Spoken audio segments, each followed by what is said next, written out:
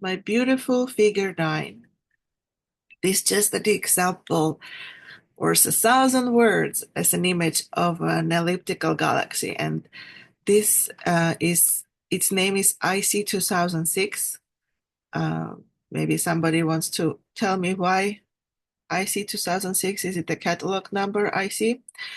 And it is located on the sky within the constellation Eridanus, and it's a Hubble image.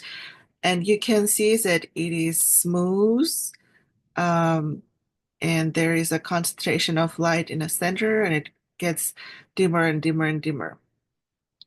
And there are some other bright dots, probably stars or distant, more background or more foreground galaxies.